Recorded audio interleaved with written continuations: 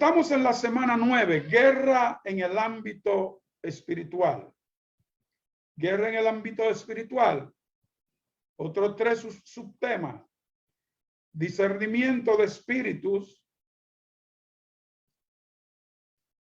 y confrontación espiritual. También luchando contra fortalezas espirituales y territorios, avanzando en el reino espiritual mediante la oración.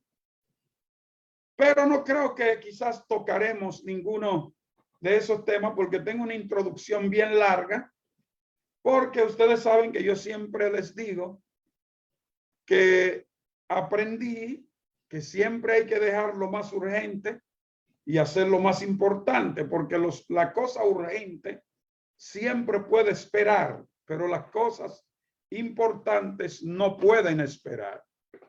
Entonces, considero que la introducción que vamos a dar es algo que todo ministro debe saber. ¿Okay? Los apóstoles que están aquí deben saberlo. Los profetas deben saberlo. Los maestros, los evangelistas y los pastores deberían saber lo que vamos a tratar hoy. Los líderes espirituales como apóstoles, profetas, maestros, evangelistas y pastores desempeñan un papel fundamental en el crecimiento y la edificación del cuerpo de Cristo.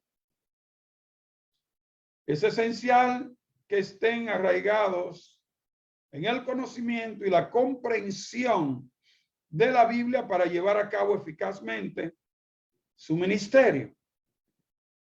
Y he compilado 20 cosas importantes que cada líder espiritual debería saber sobre la Biblia. Y si lo sabían y se les ha olvidado, deberían recordarlo. Número 1, la Biblia es la palabra inspirada de Dios. Escríbalo en un papel, tome nota. La Biblia es la palabra inspirada de Dios. Si a usted cualquier persona por ahí le viene y le pregunta ¿qué es la Biblia? Ya usted sabe y sabía siempre que la Biblia es la palabra inspirada de Dios. La Biblia fue escrita por hombres inspirados por el Espíritu Santo y es la revelación de Dios para la humanidad. Ahora, ¿qué quiere decir? ¿Qué significa que la Biblia es la palabra inspirada de Dios? La afirmación de que la Biblia es la palabra inspirada de Dios se basa en la creencia de que los escritos contenidos en la Biblia fueron divinamente inspirados por Dios mismo. Esta idea es fundamental en la teología cristiana, en nuestra creencia, y se refiere a la convicción de que los autores humanos de los textos bíblicos fueron guiados por el Espíritu Santo para transmitir verdades espirituales y enseñanzas que reflejan la voluntad y la naturaleza de Dios. ¿Okay? Y también le tenemos algunos textos bíblicos clave que respaldan esta idea, junto con sus explicaciones exhaustivas. Son cosas que uno debe saber y conocer para poder dar una defensa en un momento determinado delante de personas que con muy buenas intenciones quieren saber, otras que quieren molestar y otras que quieren demostrar su capacidad para seguir dudando del evangelio. Entonces, nuestra apología, que es la defensa del evangelio, debe estar correcto.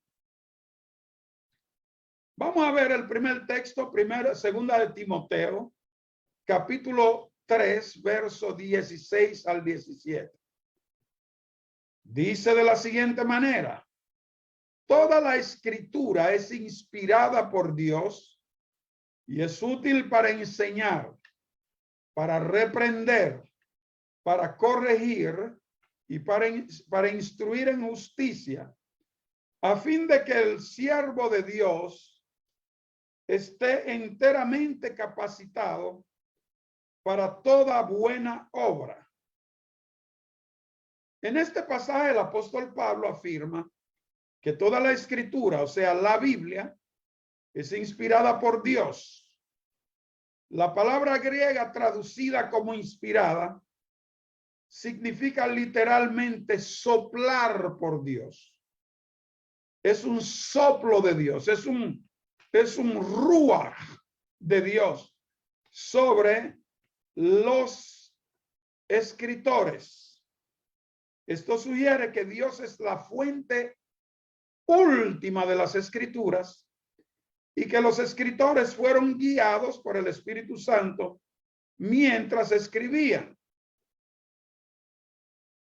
Otra escritura es segunda de Pedro, capítulo 1, verso 20 al 24. Sobre todo, entendiendo esto, que ninguna profecía de la escritura es de interpretación privada, porque nunca la profecía fue traída por voluntad humana, sino que los santos hombres de Dios hablaron siendo inspirados por el Espíritu Santo. Aquí Pedro enfatiza que las profecías y escritos, la escritura no surgieron de la voluntad de hombre o de la voluntad humana, sino que los autores fueron inspirados por el Espíritu Santo. Esto entonces respalda la idea de que la Biblia es de origen divino. Vamos a darle otro texto más. Hebreos capítulo 4, verso 12. Porque la palabra de Dios es viva y eficaz, y es más cortante que toda espada de dos filos, y penetra hasta partir el alma y el espíritu, las coyunturas y los tuétanos, y discierne los pensamientos y las intenciones del corazón. Imagínense, el alma, el centro de la voluntad, de las emociones, de los sentimientos. La palabra de Dios tiene la voluntad de cortar eso invisible. Imagínese usted. Este versículo resalta la naturaleza poderosa y penetrante de la palabra de Dios. Indica que la Biblia tiene el poder de discernir los pensamientos y las intenciones más íntimas del corazón humano, lo que sugiere una dimensión divina en su origen. En resumen, la creencia de que la Biblia es la palabra inspirada de Dios se basa en la idea de lo que los escritores bíblicos fueron guiados por el Espíritu Santo para transmitir verdades espirituales y enseñanzas divinas. Estos textos bíblicos y otros en las escrituras respaldan esta creencia y son fundamentales en la teología cristiana.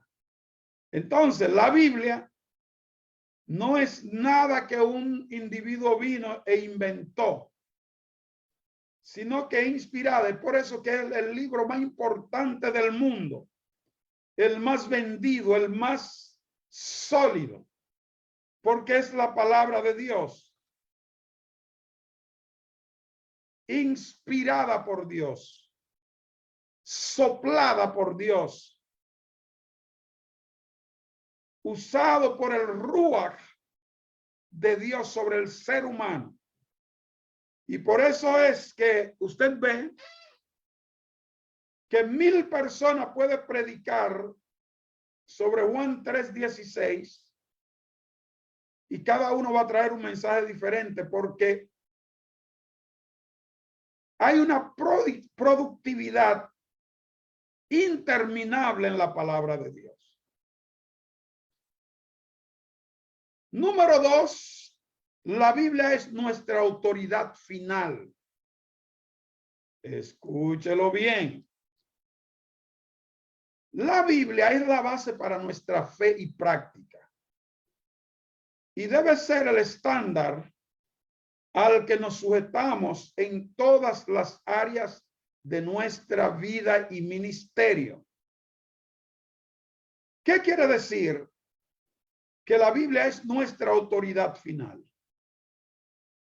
La afirmación de que la Biblia es nuestra autoridad final significa que para muchas personas que siguen la fe cristiana, la Biblia es la fuente última y suprema de guía, enseñanza y normas en lo que respecta a la fe, en lo que respecta a la moral y en lo que respecta a la vida espiritual. Se considera que la Biblia tiene la autoridad más alta sobre cualquier otra fuente de conocimiento u opinión, y su contenido se toma como la base para tomar decisiones y establecer creencias. Le tengo algunos textos bíblicos clave que respaldan esta idea. También le tengo algunas explicaciones exhaustivas para que ustedes puedan ver. Estas son cosas que cada ministro, cada apóstol, profeta, maestro, evangelista, pastores, laicos, los que limpian la iglesia, los que regan tratados, deben saber. Mateo capítulo 4, verso 4, dice que no solo de pan vivirá el hombre, sino de toda palabra que sale de la boca de Dios. El pasaje que terminamos de leer, en este pasaje Jesús está respondiendo a las tentaciones de Satanás en el desierto. Satanás intenciona o intenta persuadir a Jesús para que convierta piedra en pan para satisfacer su hambre.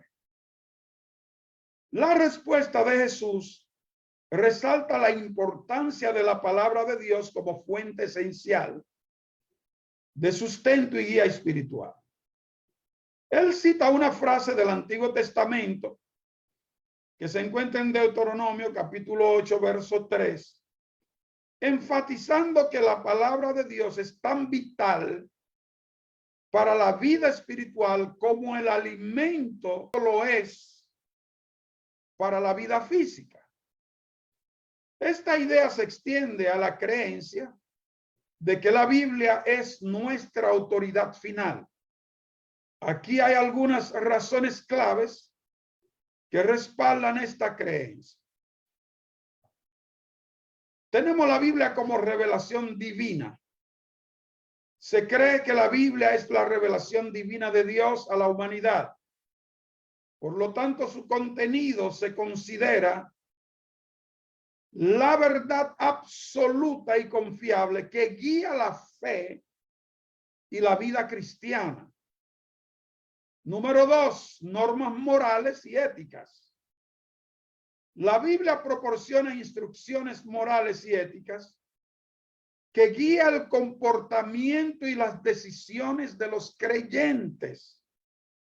Se cree que estas normas son universales y son atemporales, no caducan. Número 3, enseñanzas sobre la salvación. La Biblia contiene enseñanzas sobre cómo tener una relación con Dios y alcanzar la salvación. Se considera la fuente definitiva de conocimiento sobre estos asuntos espirituales. Y es crucial. La Biblia es crucial. Número 4, discernimiento y dirección. La Biblia es utilizada para discernir la voluntad de Dios y tomar decisiones en la vida cotidiana. Se cree que proporciona dirección y sabiduría divina. Por eso la palabra dice que por torpe que fuera alguien, si se centra en la palabra de Dios, no se extraviará. Por eso hay personas que no saben de letra, aceptan a Jesucristo como su Salvador y el Espíritu Santo le da sabiduría, le da entendimiento, y tú escuchas a esa persona hablar y tú dices, bueno, pero esa persona tiene un doctorado en historia. No, solamente la palabra de Dios instruyó a esta persona por su obediencia en escuchar. La palabra escuchar en ese caso sería Shema. Esa persona escucha para obedecer, y al escuchar para obedecer la palabra de Dios encausa a esa persona, y cuando viene a ver ya están diciendo, él se ha vuelto un doctor. Eso lo he escuchado decenas de veces. Número 5, tenemos criterio de interpretación. Ante cuestiones doctrinales o debates teológicos, la Biblia es vista como el estándar para llegar a conclusiones y resolver diferencias de opinión. La Biblia es conciliador. La Biblia supera las opiniones humanas. Aunque existen diversas interpretaciones y opiniones, se considera que la Biblia tiene la última palabra en cuestiones de fe y práctica, superando las opiniones humanas. En resumen, la afirmación de que la Biblia es nuestra autoridad final se basa en la creencia de que la Biblia es la palabra de Dios y como tal es la fuente suprema de guía y enseñanza en la vida de los creyentes cristianos. Vamos al tercer punto. La importancia de la interpretación adecuada.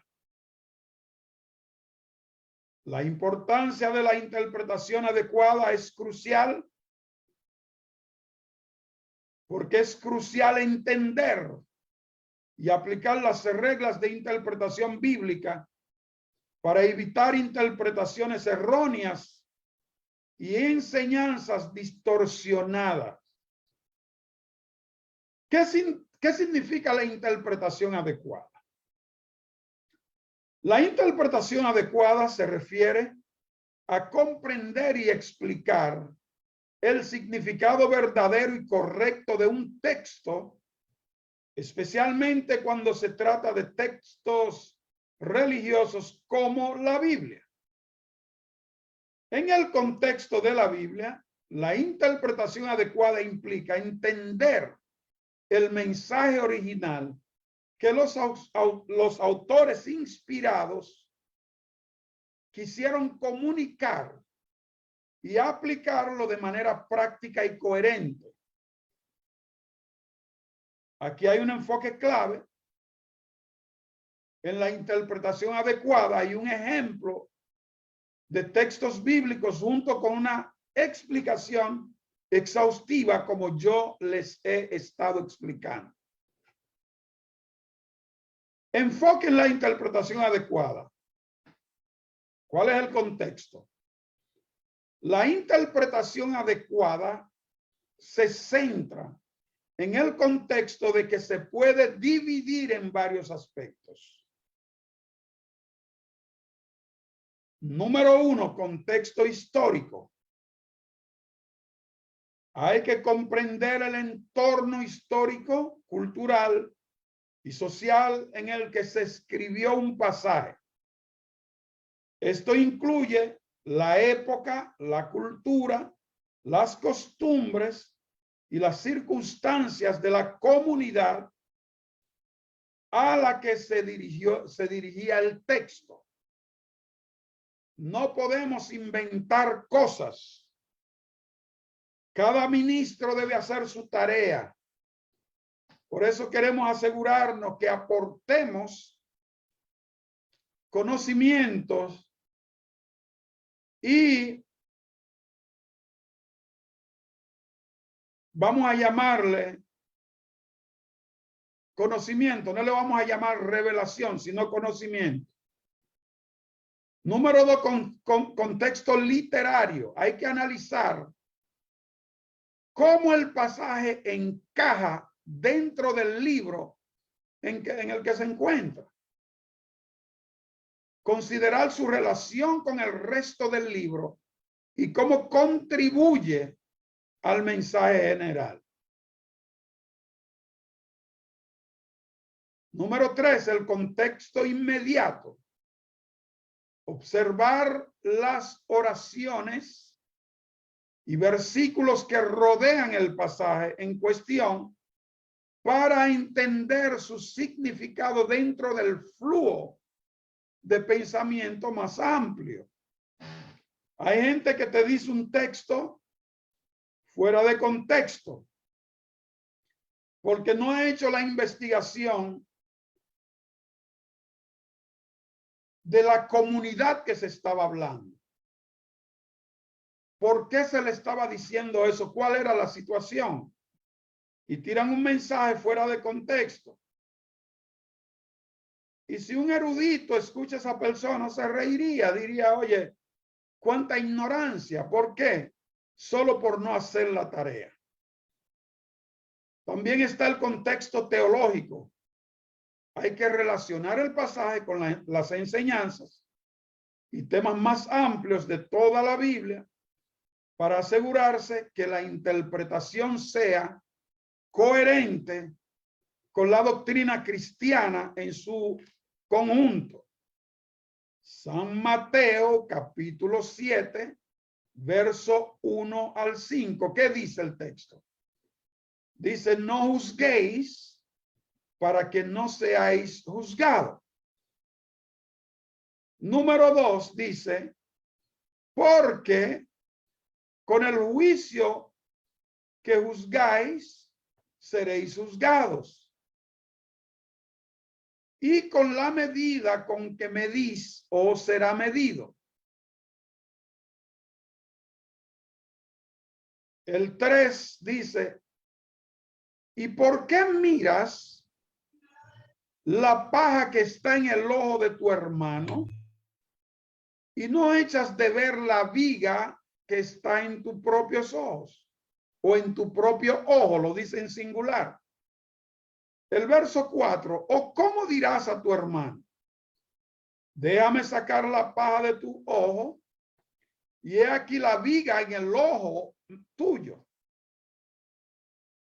5, hipócrita, saca primero la viga de tu propio ojo y entonces verás bien para sacar la paja del ojo de tu hermano. ¿Cuál es la explicación? En este pasaje del Sermón del Monte o de la montaña, Jesús está enseñando sobre la actitud de juzgar a los demás. La interpretación adecuada requiere analizar el texto. Eso es guerra espiritual que les estoy enseñando. Recuerden que la guerra espiritual no solo es demonio fuera, Sé libre, vomita. Nada que ver. La guerra espiritual es una serie de elementos que se ha tomado fuera de contexto. Es tener la capacidad y la competencia para hablar y para dictar la teología de manera correcta y eficiente. Es hacer su tarea, es tener la autoridad en la sociedad para tomar decisiones, es ser dueño de los colegios, de las escuelas, es el dueño de las universidades, de los grandes negocios, de las plataformas cibernéticas más grandes del mundo. Es el dueño de los ganados para que no comiencen a matar las vacas y dejar la humanidad sin comer. Es el dueño de los terrenos para poder sembrar. No solamente estar en un ayuno constante, eso es bueno, es súper, pero hay otras cosas que van también dentro de lo que es la guerra espiritual que tenemos que saber y entender claramente, porque si no, vamos a seguir creyendo que somos los pobrecitos del barrio y que hay de nosotros y llorando y pidiéndole al Señor lo que tenemos. Oh, dame pan, Señor. Ahí tú tienes una canasta, coge pan o coge galleta o coge carne, coge mantequilla. Tú tienes una canasta aquí llena de cosas. Coge lo que tú quieres porque ya yo te lo di. Pero entonces vamos a estar diciendo, Señor, dame pan, dame esto, lo que ya tenemos. ¿Por qué? Porque tenemos que conocer lo que somos, lo que tenemos y quiénes somos. Si nosotros no somos ministros competentes, no somos dignos de ser escuchados. Es simple. Entonces, ¿cuál es el contexto histórico del texto? Jesús hablaba en un contexto judío del primer siglo, donde el juicio y la crítica eran comunes. Su enseñanza desafía esa actitud y promueve la comprensión y la misericordia. También eso tiene un contexto literario.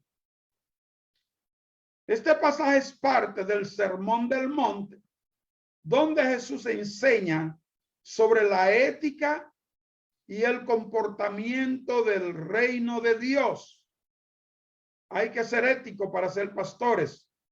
Busquen mi libro, Ética y Protocolo, el arte para el acceso ilimitado. Hay que tener ética y hay que conocer la ética para no ser avergonzado y avergonzar a otros. Siempre narro la historia en mi clase de un presidente de los Estados Unidos que fue invitado por la reina que recientemente murió. En los reinados, esos reyes y reinas, hasta con sus hijos, tenemos lo que llamamos ética estricta. Y no se puede cometer errores delante de un rey y una reina, porque ellos se crían en esa ética, en ese protocolo de vida, en ese conocimiento amplio, porque así es un estilo de vida generacional. Y cuando trató de abrazar la reina, nos avergonzó a todos los norteamericanos,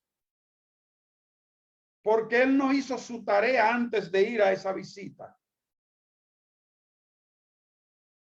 Y pasó dos vergüenzas, porque en una le pidieron que hiciera lo que llamamos el toast, cuando con la copa de vino, donde después del himno nacional se hace una ceremonia. Tampoco supo. Completamente vergonzoso. Nosotros no podemos ser ministros sin ética, sin entendimiento, sin conocimiento. Es una de la guerra espiritual que lo va a ayudar a alcanzar a personas educadas. Imagínense cómo una persona mandaría a su esposa a una iglesia de personas sin ética que le estén mirando la parte trasera a su esposa. Simplemente porque no saben que las damas se le mira la cara, no se le mira el pecho ni la barriga, es la cara que se le mira. Si es una persona de alta ética va a decir, wow, pero mira esto, mira cómo miran de arte, cómo retratan. Simplemente porque no saben, pero tampoco han hecho su tarea.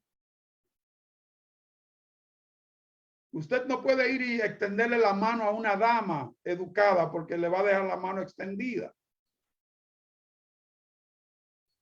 Porque a la dama no se le extiende la mano, es parte de la ética.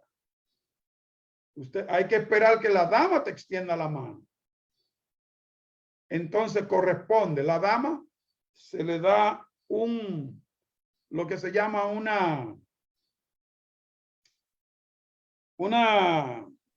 reverencia. Una reverencia. Y ella te extiende las manos. A menos que no sea alguien de muchísima confianza. Una venia. Exacto. Qué hermoso español. Contexto inmediato. En el contexto inmediato del texto, Jesús advierte sobre ser hipócrita al juzgar a otros mientras se ignora la propia imperfección. ¿Cuál es el contexto teológico? Esta enseñanza refleja el valor cristiano de la humildad y la preocupación por el corazón y las acciones propias antes de juzgar a los demás. La interpretación adecuada de este pasaje implica entender que Jesús está exhortando a no ser críticos y juzgadores hipócritas, sino a abordar nuestros propios problemas y actitudes antes de juzgar a otros. Esta interpretación se deriva del contexto histórico, literario inmediato y teología del pasaje. Entonces, tú has oído mucha gente diciendo, oh, quítate, saca la viga de tus ojos y después me saca la paja, porque no entienden el contexto histórico, literario, etcétera, de ese texto. Entonces, ¿qué quiere decir eso? Si no hacemos nuestra tarea, no podemos hablar duro. Vamos al número 3, la reverencia, la relevancia. La relevancia de cada parte de la Biblia.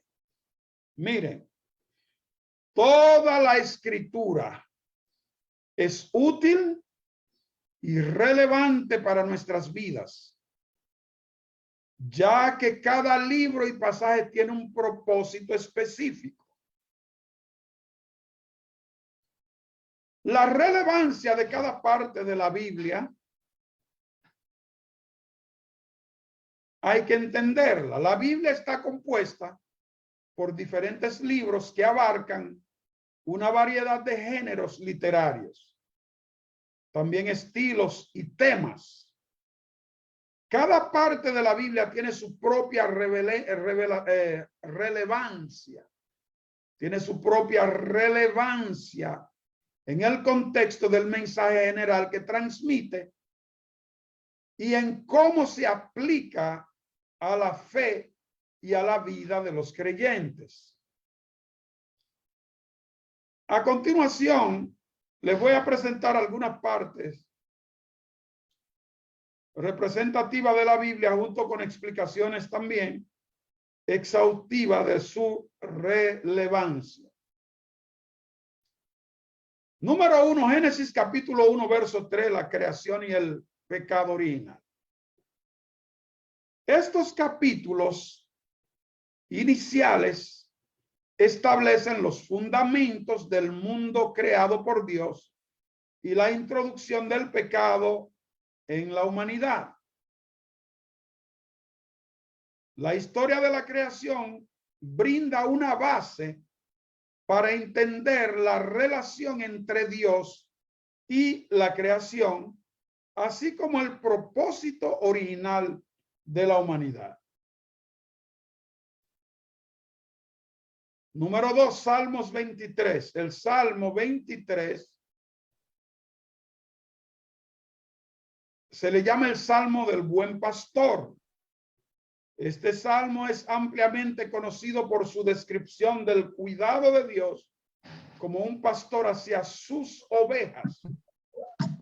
Es una fuente de consuelo y esperanza para muchos creyentes, recordándoles que Dios provee, guía y protege en medio de las dificultades. Número 3, Isaías 53. El siervo sufriente. Isaías 53 profetiza sobre el siervo de Dios que sufrirá por la redención y la salvación del pueblo.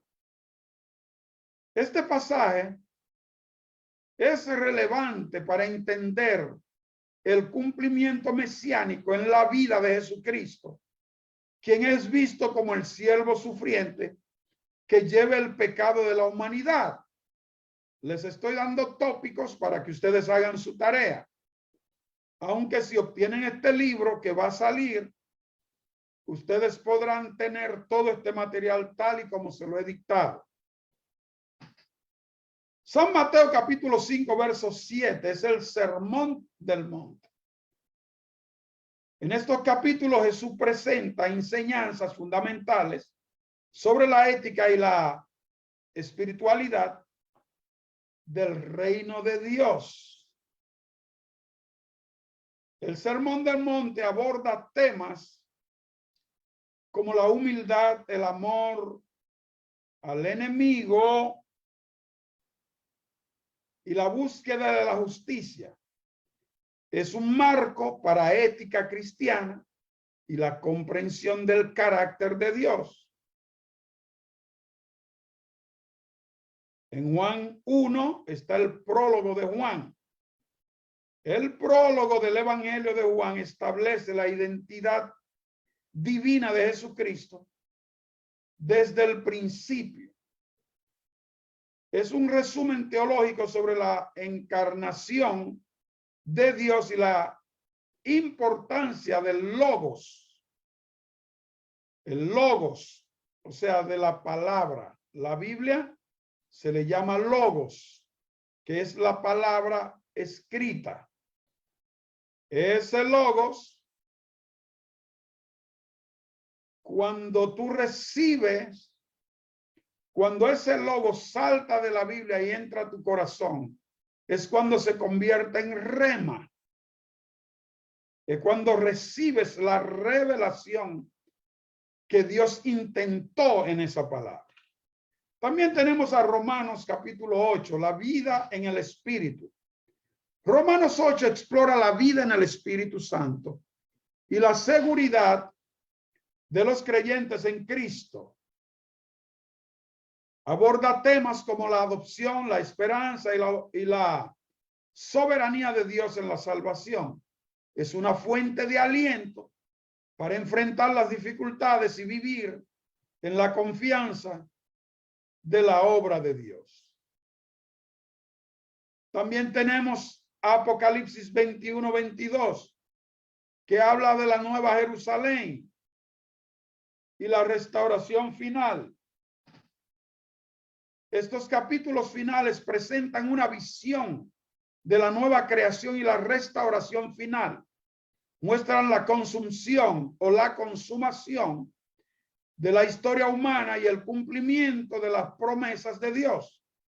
Ofrecen esperanza en medio de los desafíos y apuntan al glorioso futuro que Dios tiene preparado. La relevancia de cada parte de la Biblia radica en cómo contribuye al mensaje general de la redención y la relación entre Dios y la humanidad. Cada sección ofrece una perspectiva única y desempeña un papel esencial en la comprensión de la fe cristiana y su aplicación en la vida diaria. Cero invento, no bulto, como dicen en República Dominicana. No bulto. Hay que saber en qué estamos y entrar a la competencia del conocimiento, no para impresionar, porque hoy día todo el mundo viste para impresionar, todo el mundo lee para impresionar, todo el mundo predica para impresionar. No, eso no es importante. Hay que inspirar con la Biblia, que es predicar. Predicar el evangelio es inspirar con la Biblia, es inspirar con el evangelio a otros. Pero hay que explicar el evangelio. Enseñar es explicar el evangelio. Entonces es bueno inspirar, predicar, pero también es bueno explicar el evangelio. Jesús predicaba, enseñaba y liberaba. Cuando tú inspira, enseña y libera, la persona es libre para siempre. Porque la libertad es conocer, es el conocimiento de la verdad. No es ni siquiera la verdad. Porque si tú tienes la verdad y no la conoces, no eres libre. Entonces, ¿qué es lo importante? Es el conocimiento de la verdad. Porque conoceréis la verdad y la verdad os hará libre. Conocimiento de la historia bíblica es el próximo tema. Conocimiento de la verdad bíblica.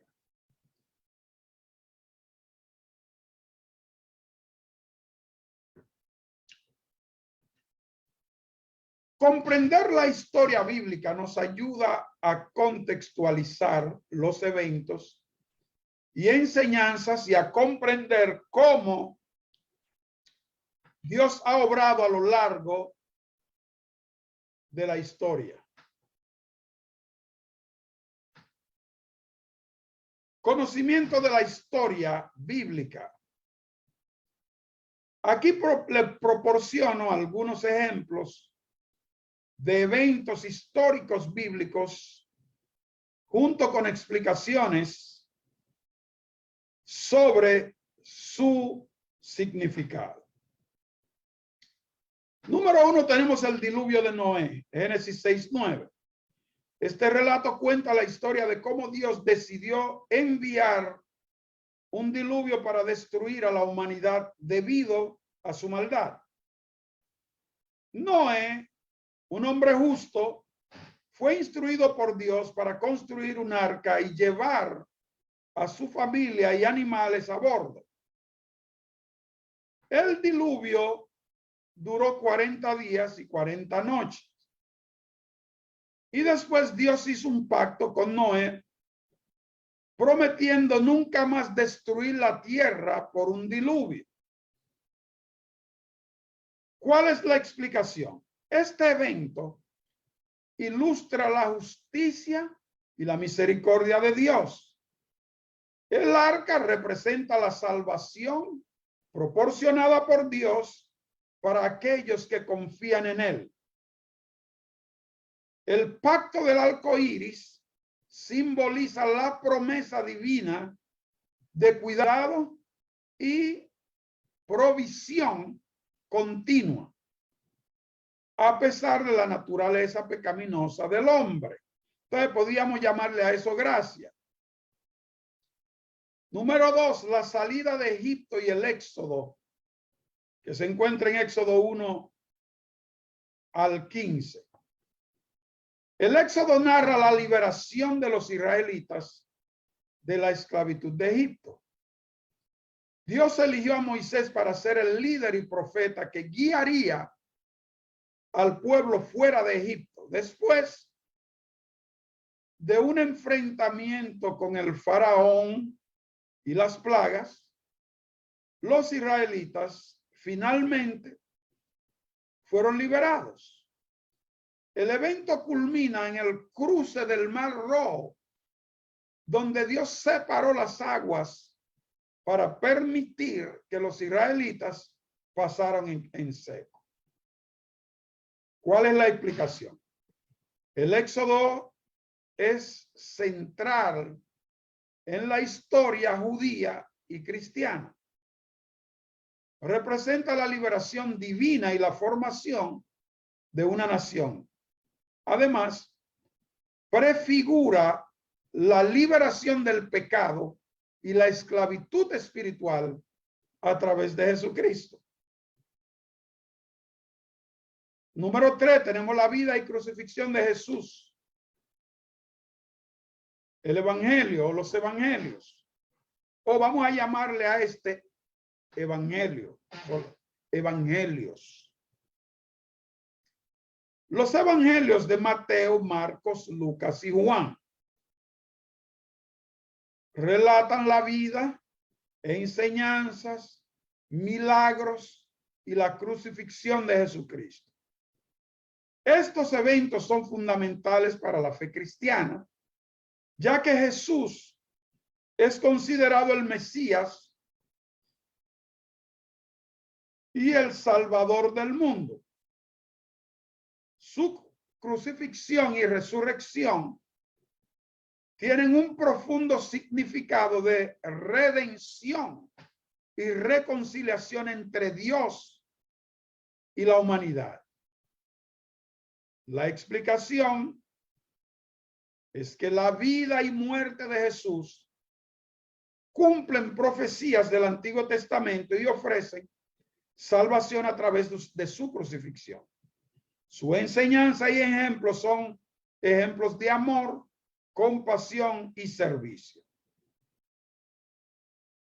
¿Qué otro tenemos? El día de Pentecostés y el nacimiento de la iglesia.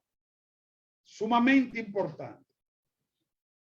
Después de la ascensión de Jesús, los discípulos se reunieron en Jerusalén.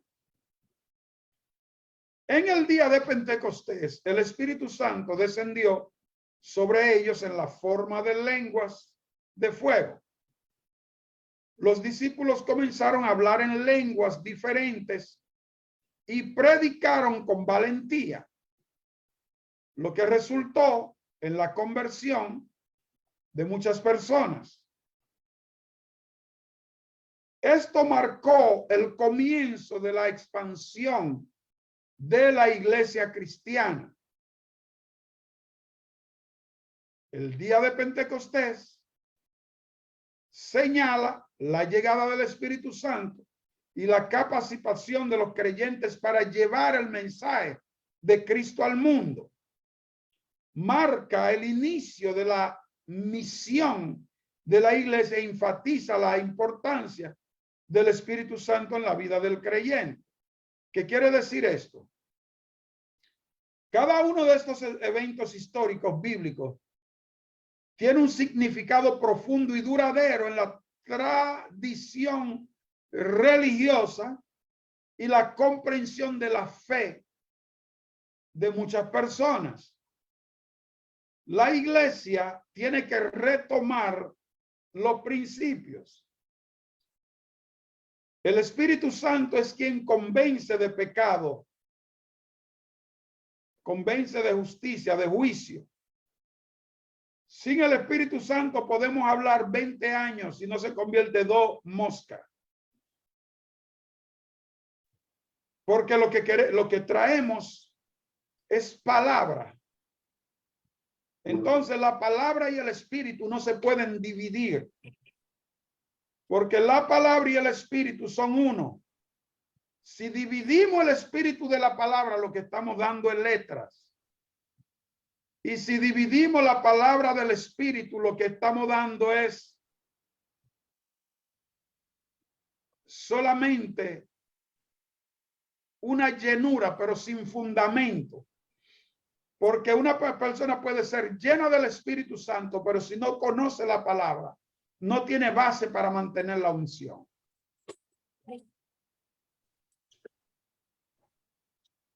En el próximo punto vamos a presentarle la Biblia como un libro de alianza. La Biblia revela las alianzas que Dios hizo con su pueblo y cómo esas alianzas se cumplen en Cristo. La Biblia se considera un libro de alianza porque relata los diversos pactos o convenios que Dios estableció con la humanidad a lo largo de la historia. Estos pactos representan acuerdos divinos en los que Dios establece relaciones especiales con su pueblo, ofreciendo promesas y expectativas específicas. Les voy a presentar algunos ejemplos de pactos bíblicos junto con sus explicaciones. Eso hemos estado haciendo. Número 1, el pacto con Noé, Génesis 9, 8 al 17. Y dijo Dios a Noé y a sus hijos con él: he aquí, yo establezco mi pacto con ustedes y con vuestros descendientes después de ustedes, y con todo ser viviente que está con ustedes, aves, ganados y todas las bestias de la tierra que están con vosotros, con todo lo que salieron del arca, hasta todos los animales de la tierra. Establezco mi pacto con vosotros y nunca más será destruida toda carne por las aguas, por las aguas del diluvio, ni habrá más diluvio para destruir la tierra. Y dijo Dios: esta es la señal del pacto que pongo entre yo y ustedes, y también todo ser viviente que está con ustedes por las edades eternas. Mi arco pongo en las nubes, y será por señal de pacto entre yo y la tierra. ¿Qué hizo Dios? Establece un arco iris y dice: no va a haber más diluvio. Todo el mundo no tiene que estar pendiente de que un día que la tierra se va a acabar, que se va a hundir. Se puede hundir una parte, pero no se va a hundir, no va a haber un diluvio, porque Dios dijo que no. Entonces, creemos lo que Dios ha dicho. Dios es un Dios de alianza y de pacto. ¿Cuál es la explicación? Este pacto se estableció después del diluvio, cuando Dios prometió no destruir más la tierra con diluvio. El arco iris se convirtió en un símbolo de este pacto. Representa la gracia y la misericordia de Dios hacia la humanidad a pesar de su naturaleza pecaminosa. ¿Qué le parece? Número 2, tenemos el pacto con Abraham. Génesis capítulo 12, verso 1 al 3 y Génesis capítulo 15 del 1 al 21. Y Jehová dijo a Abraham: vete de tu tierra y de entre tus parientes y de la casa de tu padre a la tierra que te mostraré, y haré de ti una nación grande, y te bendeciré y engrandeceré tu nombre, y serás bendición. Bendeciré a los que te bendijeren, y a los que te maldijeren maldeciré, y serán benditas en ti todas las familias de la tierra. ¿Cuál es la explicación? Dios hizo un pacto con Abraham, prometiendo hacer de él una gran nación y bendecir a todas las naciones a través de su descendencia. Este pacto tiene como enfoque mesiánico. Es un enfoque mesiánico, ya que la descendencia de Abraham incluye a Jesucristo, quien es visto como el cumplimiento de estas bendiciones para todas las naciones. ¿Me captan? Luego tenemos el pacto mosaico. Éxodo 19, 24, o sea, el pacto de Moisés. En el monte Sinaí, Dios entregó la ley a Moisés y al pueblo de Israel a través de la obediencia a esta ley. Dios estableció un pacto con Israel ofreciendo bendiciones por la obediencia y maldiciones por la desobediencia. ¿Sí? Ustedes recuerdan que Dios le dijo al pueblo, si ustedes me obedecen, nunca serán pobres, nunca estarán enfermos y no morirán eternamente. Porque Dios es un Dios de pacto. ¿Cuál es la explicación? El pacto mosaico establece la relación entre Dios e Israel basada en la obediencia a la ley. Aunque la humanidad no podía cumplir perfectamente la ley, este pacto preparó el camino para la venida de Cristo, quien cumpliría la ley y establecería un nuevo pacto basado en la gracia. Ahora, por gracia sois salvos, dice la palabra. Y eso no es de ustedes, es el don de Dios. O sea que usted no va a ser salvo por lo que usted hace, por lo mucho esfuerzo que hace, por lo mucho ayuno, por lo mucho sacrificio. Usted es salvo por gracia. Si no es por gracia, nadie puede ser salvo. ¿Ok? El nuevo pacto en Jesús. Jeremías 31, 31 al 34. También Lucas 22, 19 al 20. Aquí viene el día, dice Jehová, en los cuales haré un nuevo pacto con la casa de Israel y con la casa de Judá. No como el pacto que hice con sus padres el día que tomé su mano para sacarlos de la tierra de Egipto, porque ellos invalidaron mi pacto, aunque fui yo un marido para ellos, dice Jehová. Pero este es el pacto que haré con la casa de Israel después de aquellos días, dice Jehová. Daré mi ley en su mente y la escribiré en su corazón. Y yo seré a ellos por Dios y ellos me serán por pueblo. Esto corresponde también al Israel espiritual que son ustedes. Este pacto no se queda solamente en Jerusalén, en Israel. Si ustedes leen a Jeremías capítulo 33, verso 6, ustedes van a ver lo que dice el Señor.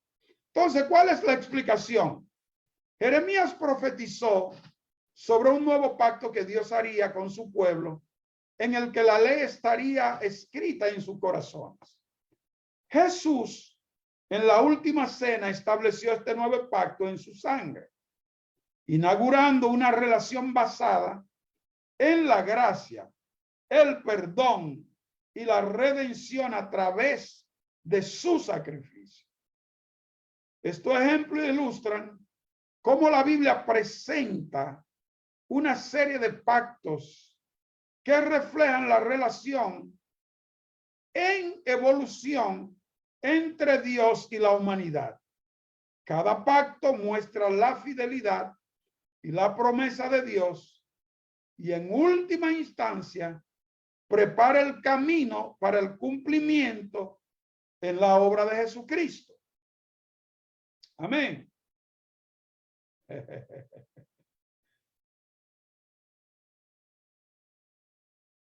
¿Cuál es el mensaje central de la Biblia?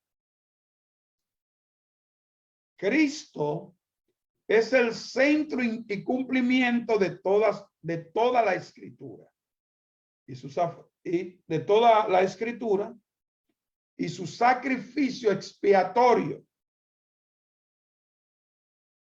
Es el mensaje central que debemos predicar. Cristo es el centro y se trata de él. El mensaje central de la Biblia puede resumirse en la historia de la redención. La historia de cómo Dios, a lo largo de la historia humana, busca restaurar la relación rota entre él y la humanidad debido al pecado. Este mensaje se desarrolla a lo largo de la Biblia y encuentra su culminación en la persona y obra de Jesucristo. ¿Bien?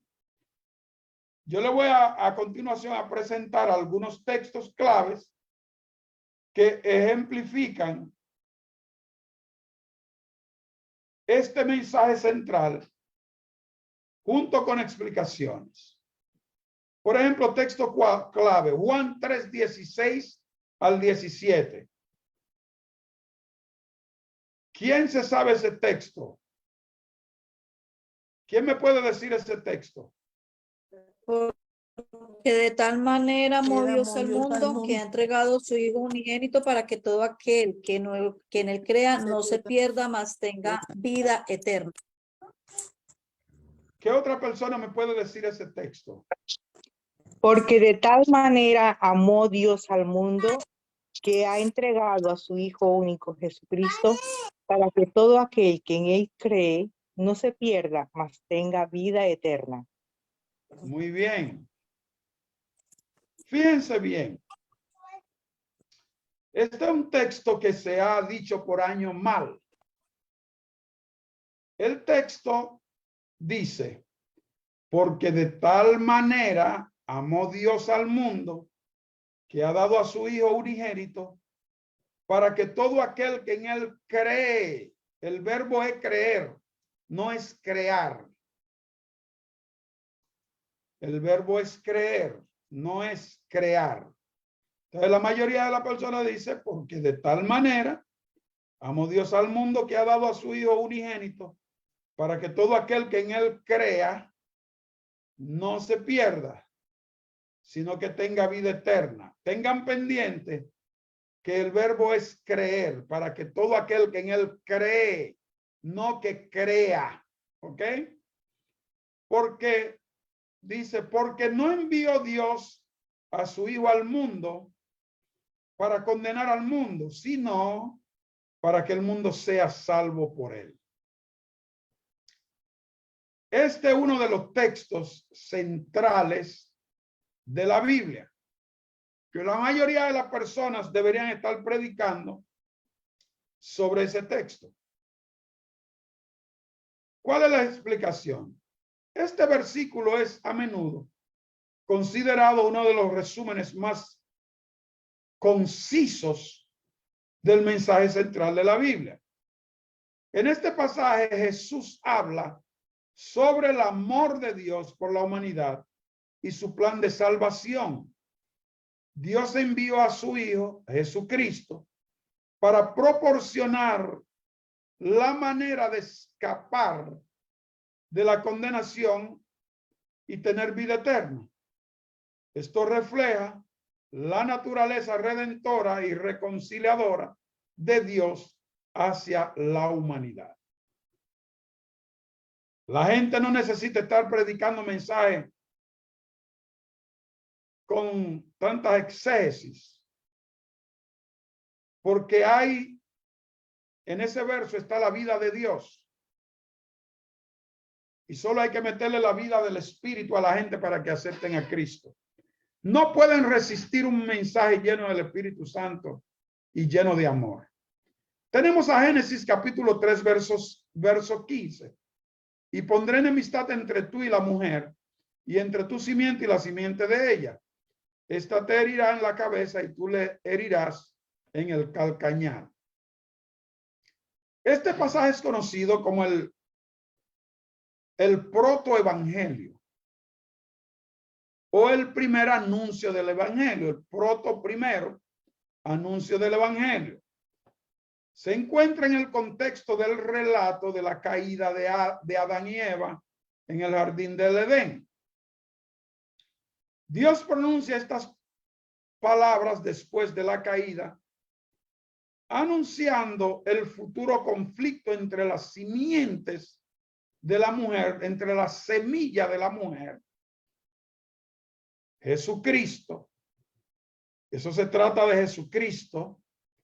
Y la simiente de la serpiente, el mal y el pecado. ¿Ok? Muchas personas no entienden de qué se trata el texto. Este versículo señala la promesa de redención y victoria a través de un descendiente de la mujer. Eso es lo que se trata el texto. Claro. Otro texto, Hebreos 9:22. Y casi todo es purificado según la ley, con sangre. Y sin derramamiento de sangre no se hace remisión. Este versículo destaca la importancia del sacrificio y el derramamiento de sangre en la remisión de pecados. A lo largo del Antiguo Testamento se requería sacrificios de sangre como una sombra de lo que vendría en el sacrificio final de Jesucristo. Su muerte en la cruz cumplió el requisito de un sacrificio perfecto y un sacrificio eterno que hace posible la remisión completa de los pecados y la reconciliación con Dios. En resumen, el mensaje central de la Biblia es una narrativa de redención, restauración y reconciliación. ¿A través de quién? A través de Jesucristo. Esta historia abarca toda la Biblia, desde Génesis hasta Apocalipsis, y se enfoca en cómo Dios, por su amor y gracia, ofrece una solución a la alienación causada por el pecado. Alienación causada por el pecado. Entonces, la obra de Jesucristo en la cruz es el punto culminante de este mensaje, brindando la oportunidad de salvación y vida eterna a todos los que creen en él. El asunto es que solo tienen que creer en él. Usted diría, ¿y si una gente ha sido criminal y ha matado 1 millón? Se lo voy a poner así. Hitler, que mató a 6 millones de judíos, si él hubiera aceptado al Señor como su Salvador, Dios lo hubiera perdonado. La Biblia dice en el libro de los Hechos, capítulo 17, verso 30, que Cristo, habiendo pasado por alto el tiempo de la ignorancia o de nuestra ignorancia, manda a todos los hombres que se arrepientan, porque Dios tiene capacidad de perdón para el que ha matado, el que ha robado, el que ha fornicado, el que ha adulterado, el que ha traicionado, el que ha violado las leyes, el que es brujo, hechicero, prostituta, malvado. Dios los perdona si vienen a Cristo, porque Dios es un Dios perdonador y no es rencorista. Entonces tenemos que entender que el mensaje central de la palabra de Dios es un mensaje de amor y reconciliación, no deseando que perezcan la gente, sino que procedan a un arrepentimiento genuino, que vengan ante Dios, porque la Biblia dice: el que viene a mí, yo no le echo fuera, porque Dios no está en el negocio de echar fuera a nadie. Entregó a su único hijo en sacrificio por el ser humano, para que el ser humano fuese salvo, no para que se pierda. Vamos a hablar de los diferentes géneros literarios en la Biblia. Y les estoy dando la crème de la crème, como dirían en francés. La crema de la crema. ¿Por qué? Ustedes se van, pero van bien preparados para hablar con propiedad. Y si le preguntan quién dijo eso, usted le dice: el doctor José de la Rosa.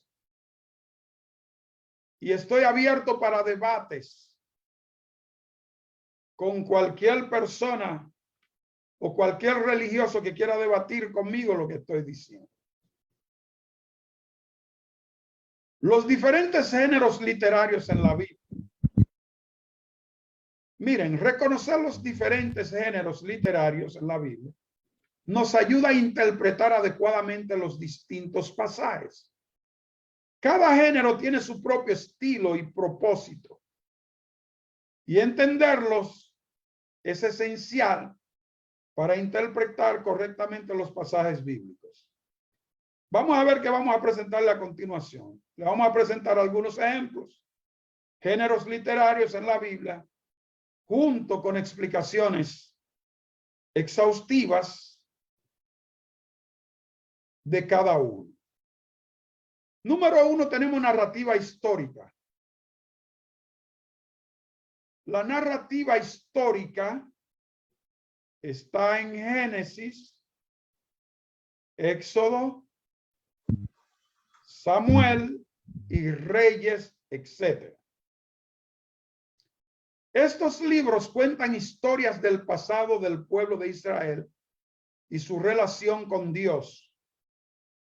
Y incluyen relatos de la creación, el éxodo de Egipto, la vida de los patriarcas y la historia de los reyes de Israel.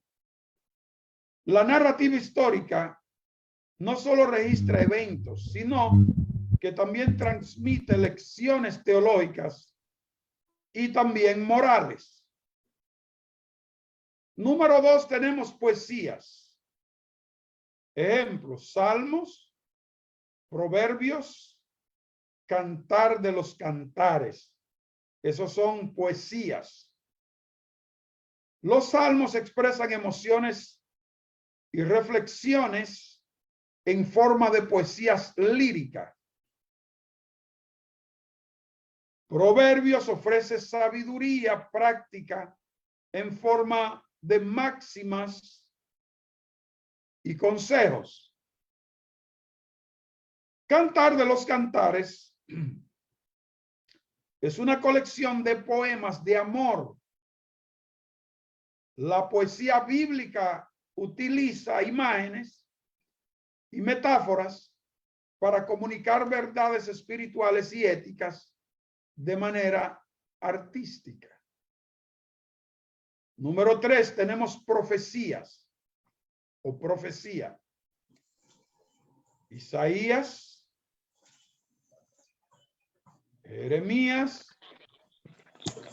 Ezequiel y Daniel. ¿Ok?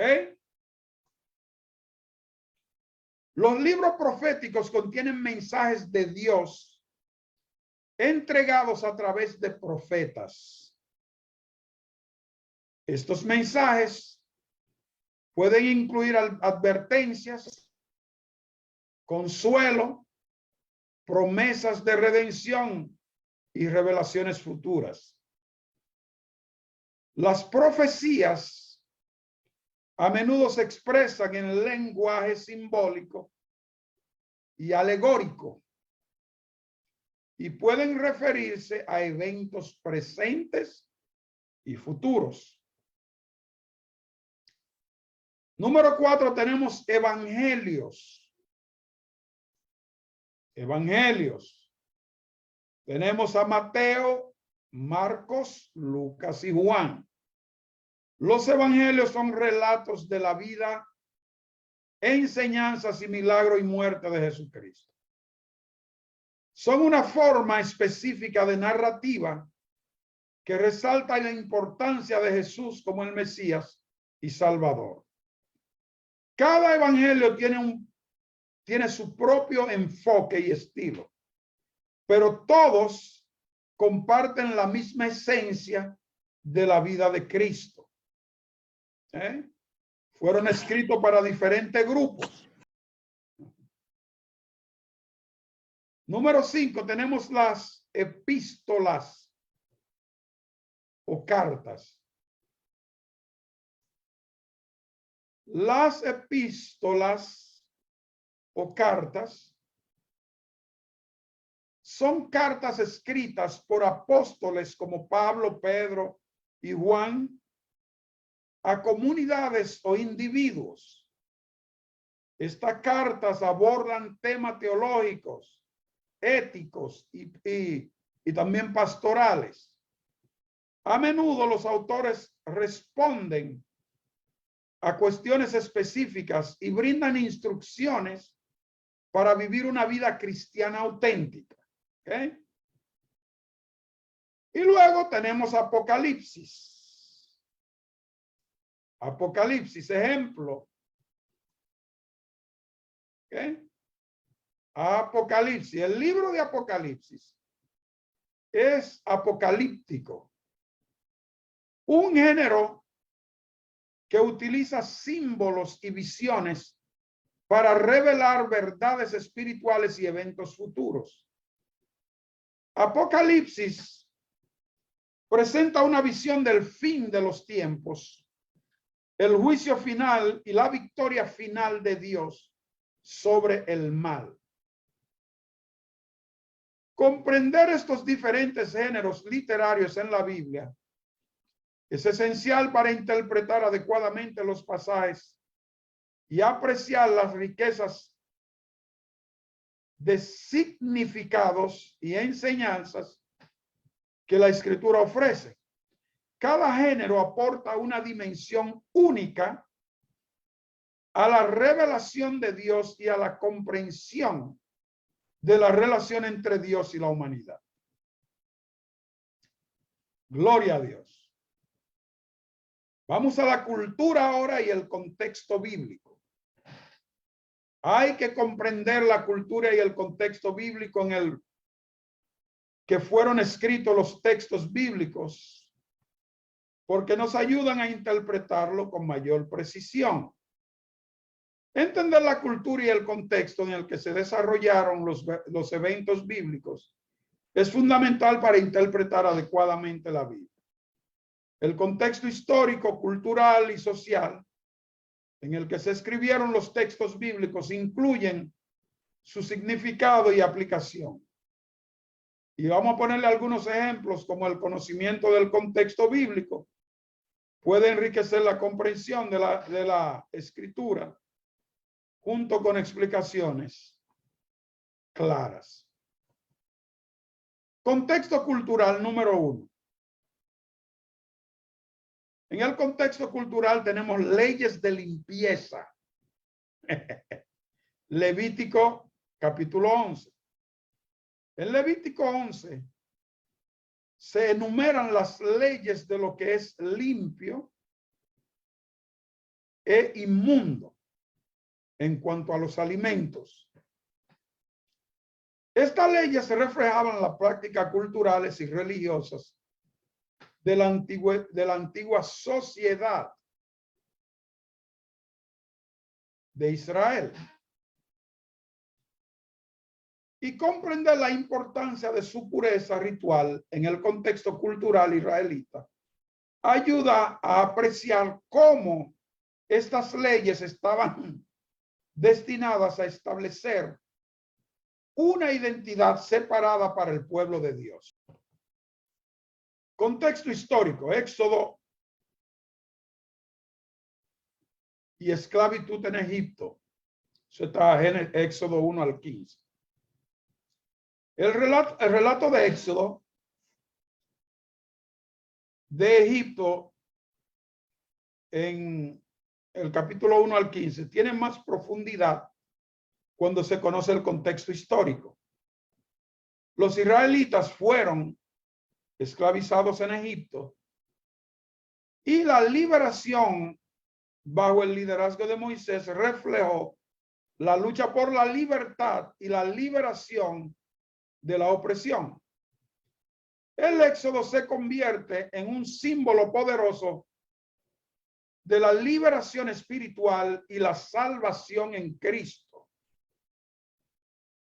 ¿Cuál es el contexto histórico de Ruth? El libro de Ruth narra la historia de una mujer moabita que se une al pueblo de Israel. Entender la historia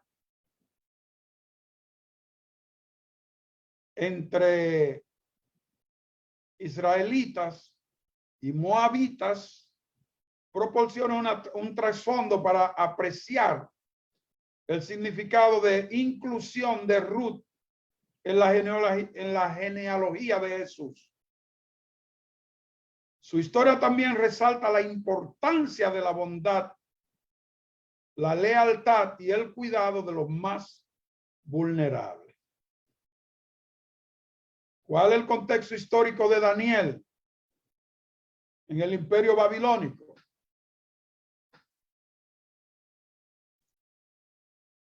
El libro de Daniel se desarrolla en el contexto del Imperio Babilónico. La narrativa de Daniel y sus amigos de la corte de Nabucodonosor y la profecía sobre el futuro de los imperios adquieren significado cuando se comprende la influencia política y la relación entre Israel y las potencias mundiales de esa época. Y tenemos el contexto histórico del Sermón de la Montaña. El Sermón del Monte debe interpretarse en el contexto de las enseñanzas rabínicas y la comprensión de la ley judía en la época de Jesús.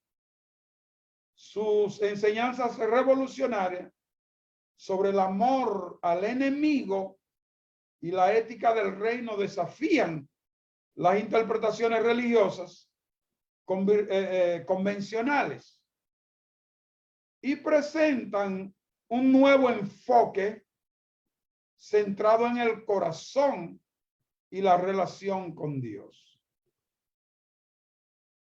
Señores, estos asuntos son sumamente importantes y hay que prestarle atención. Otra cosa que la iglesia debe saber, me faltan 10 minutos, es saber cómo aplicar los principios bíblicos a la vida diaria.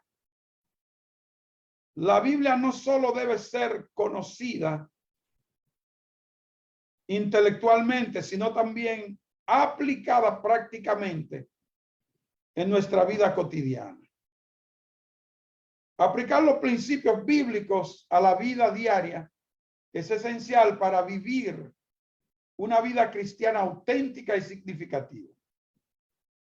Vamos a darle algunos ejemplos. Principio, por ejemplo, del amor y compasión, Mateo 22:37.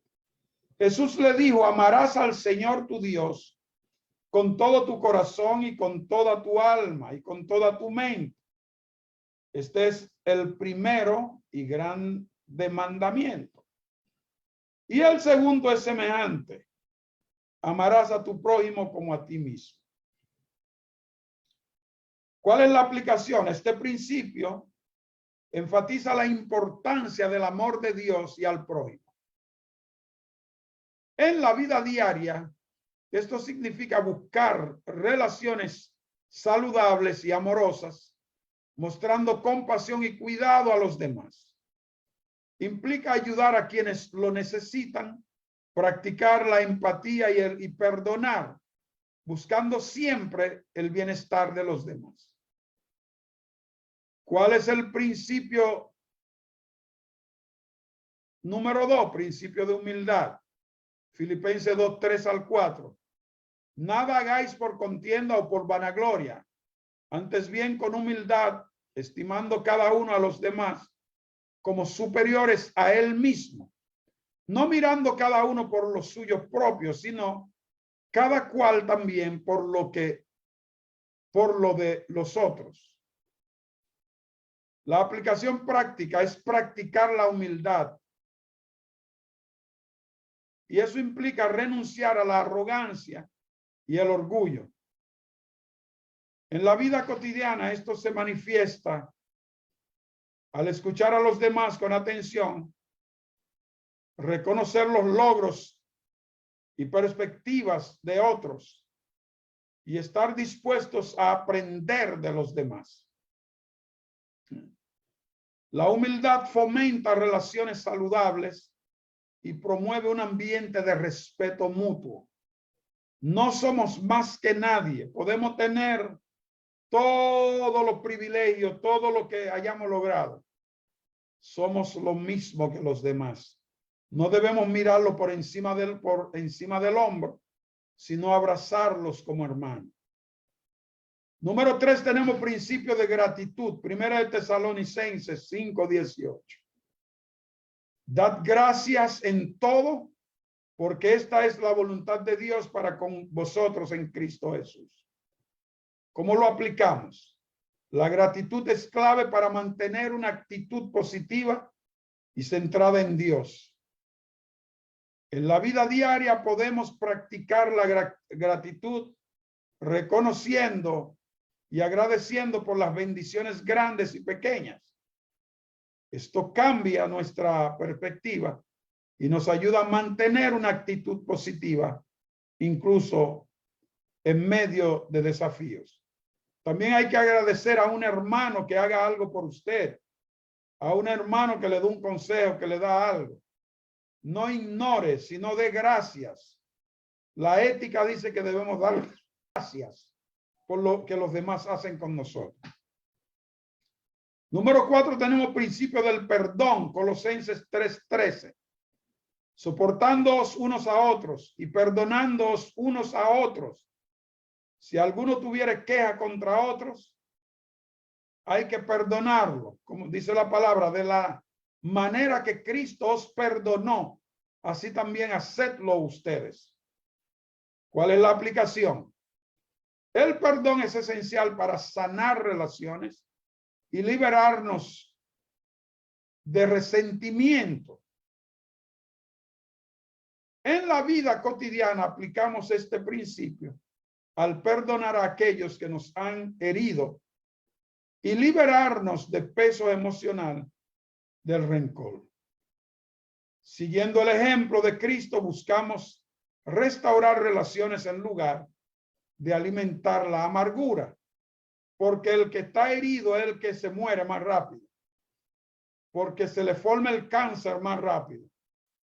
El que no está herido vive vida, te ofendió y sigue normal, pero tú no lo perdonas y te muere más rápido. Entonces, uno no lo hace solamente para vivir, sino por obedecer a Dios. Uno perdona y le deja la situación al Señor.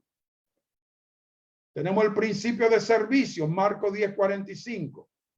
Porque el Hijo del Hombre no vino para ser servido, sino para servir y para dar su vida en rescate por mucho. ¿Cuál es la aplicación? El servicio refleja el carácter de Dios y es fundamental en la vida cristiana. En la vida diaria buscamos oportunidades para servir a los demás, ya sea en la familia, la comunidad o el lugar de trabajo. Al poner las necesidades de los demás antes que las nuestras, seguimos el ejemplo de Jesús.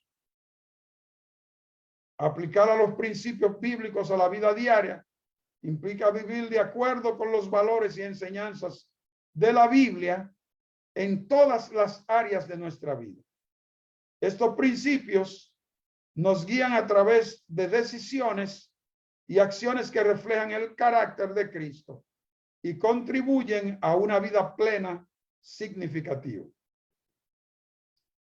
Y por último, vámonos al estudio sistemático de la Biblia. Un enfoque sistemático en el estudio de la Biblia nos ayuda a adquirir una comprensión completa de sus enseñanzas. El estudio sistemático de la Biblia implica abordar las escrituras de manera organizada y profunda, explorando temas, doctrinas y conceptos a lo largo de toda la Biblia. Este enfoque busca comprender el mensaje coherente que Dios revela a lo largo de la escritura. A continuación voy a presentarle algunos pasos y una explicación de algunos textos. Paso número 1, selección del tema de doctrina. Elige un tema de doctrina específica que desea explorar en profundidad. Puede ser amor, gracia, justicia, profecía, entre otros. Número 2, recopilación de versículos relevantes. Utiliza herramientas de estudios bíblicos como concordancias y enciclopedias para recopilar los versículos relacionados con el tema elegido. ¿Okay? Examina tanto el Antiguo como el Nuevo Testamento para obtener una comprensión completa. Número 3, contexto y exégesis. Lee cada versículo en su contexto. Analiza la gramática, las palabras claves y la estructura.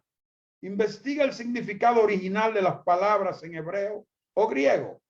Esto ayuda a comprender con precisión lo que el pasaje está comunicando. 4, comparación y correlación. Compara los versículos recopilados y busca conexiones y patrones. ¿Cómo se relacionan los versículos entre sí? ¿Qué enseñan? ¿Cuál es su enseñanza? Emergen. ¿Cuáles enseñanzas emergen cuando se ven juntos? ¿Qué es lo que se busca? Número 5, uso de comentarios y recursos. Consulta comentarios bíblicos, libros y recursos teológicos que sean confiables para obtener perspectivas adicionales sobre el tema o doctrina que estás estudiando. Esto enriquecerá tu comprensión y te proporcionará una variedad de interpretaciones. 6, construcción de enfoque doctrinal. Basándote en el estudio exhaustivo, construye una comprensión doctrinal sólida sobre el tema. Define claramente tu conclusión, cómo se relacionan con otras doctrinas bíblicas. Por eso escribí un libro titulado La doctrina que cada líder de la Iglesia de Dios debería conocer. Creo que le pongo algunos 60 puntos ahí. Número 7, aplicación práctica. Lleva tus conclusiones a la vida práctica. ¿Cómo afecta esta doctrina o tema a tu relación con Dios, con los demás? ¿Cómo puedes aplicar estos principios en tu vida diaria? El estudio sistemático de la Biblia es esencial para profundizar en la comprensión de las verdades y enseñanzas bíblicas. Al seleccionar un tema o doctrina y explorarlo en profundidad, se obtiene una visión completa de lo que la Biblia enseña sobre ese asunto. A través de la recopilación de versículos relevantes y la comprensión del contexto, se evita sacar versículos de contexto y se obtiene imágenes más precisas. Los versículos que se sacan fuera de contexto hacen perder el sentido del texto. La comparación y la correlación de versículos permiten ver cómo las diferentes partes de la Biblia se relacionan entre sí y cómo se construyen las enseñanzas. La consulta de comentarios y recursos amplía la comprensión al brindar perspectivas teológicas y lingüísticas. Y finalmente, construir un enfoque doctrinal sólido y aplicar lo aprendido en la vida diaria completa el ciclo del estudio sistemático.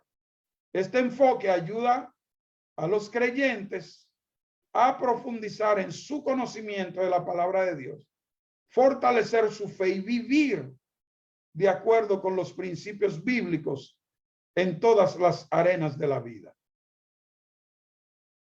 La Biblia tiene el poder de transformar vidas y traer sanidad y liberación a quienes la escuchan y la obedecen. El poder transformador de la palabra de Dios es un tema fundamental en la vida cristiana. La Biblia no es simplemente un libro de enseñanzas, sino una herramienta poderosa que tiene el potencial de cambiar vida y moldear caracteres. ¿Ok? Por ejemplo, en Hebreos 4:12, porque la palabra de Dios es viva y eficaz y es más cortante que toda espada de dos filos y penetra hasta partir el alma, el espíritu, la coyuntura y los tuétanos y discierne los pensamientos y las intenciones del corazón. Romanos 12:2, no os conforméis a este siglo, sino transformados por medio de la renovación de vuestro entendimiento, para que comprobéis cuál sea la buena voluntad de Dios, agradable y perfecta. Segunda de Timoteo 3:16, 17. Toda escritura es inspirada por Dios y útil para enseñar, para reprender, para corregir y para instruir en la justicia, a fin de que el siervo de Dios esté enteramente capacitado, preparado, instruido para toda buena obra. Este versículo subraya la utilidad y el propósito de la palabra de Dios.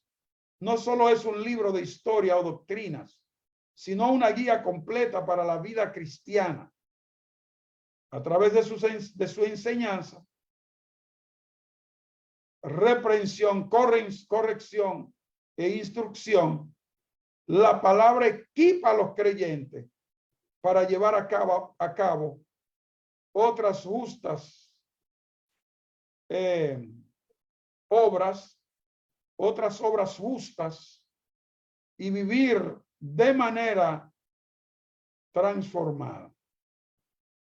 Señores, que el Señor me les bendiga y me les guarde. Que el Señor haga resplandecer su rostro sobre ustedes. Que el Señor me les dé paz.